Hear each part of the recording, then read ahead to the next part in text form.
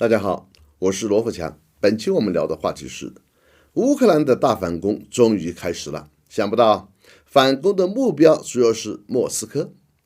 俄罗斯国防部5月12日发布消息称，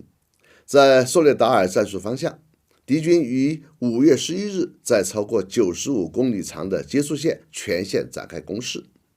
乌部队动用1000余军人、近40辆坦克以及其他军事和特殊装备，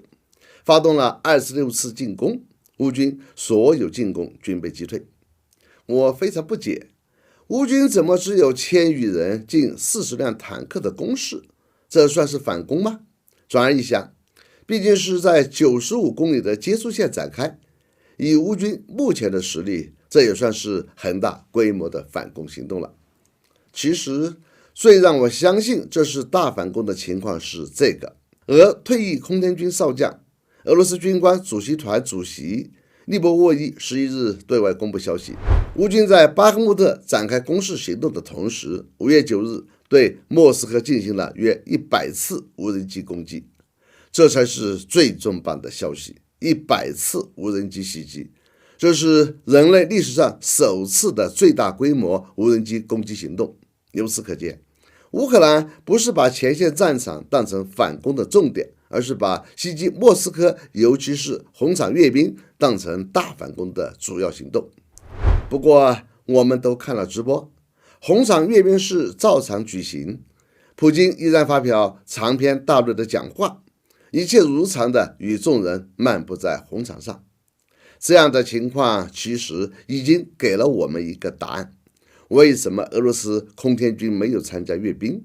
因为俄罗斯方面已经准确判定乌克兰一定会在这一天发动无人机袭击，因此空天军不能参加阅兵，否则俄罗斯防空系统难以辨别来袭的无人机和导弹，干扰防空系统的快速反应。5月11日，泽连斯基说乌军还需要一些时间才能展开反攻。我倒是相信泽连斯基的说法，如果乌军集中不起来50万大军和足够的武器装备，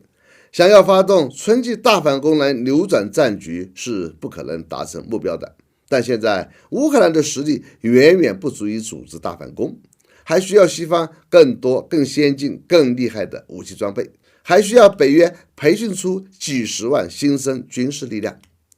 瓦格纳集团领导人普里戈金5月11日在他的社交媒体上说，泽连斯基在撒谎，乌军的反攻已经全面展开了。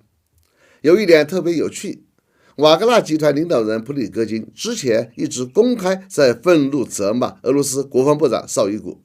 说他不给瓦格纳提供弹药，还宣布瓦格纳集团因为缺乏弹药和后勤保障，将于5月10日撤离巴赫穆特，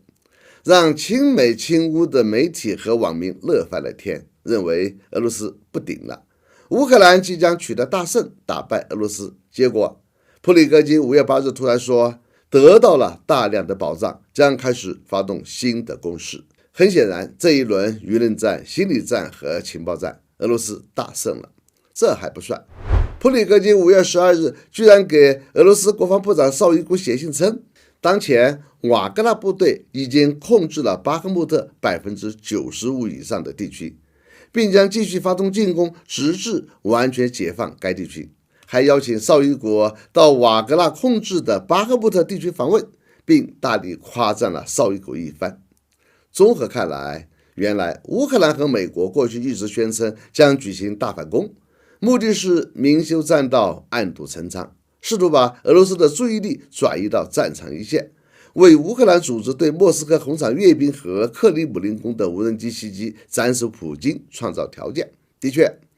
乌克兰的做法是正确的，只有斩首普京才能赢得胜利，但没想到乌克兰的确没有这个科技和能力。那么前线战况将会如何呢？我们一起拭目以待吧。总之，乌克兰不可能取得转折性的胜利，反攻的后续结果是丧失更多的战争潜力。好，本期话题就到这里，我们下次见。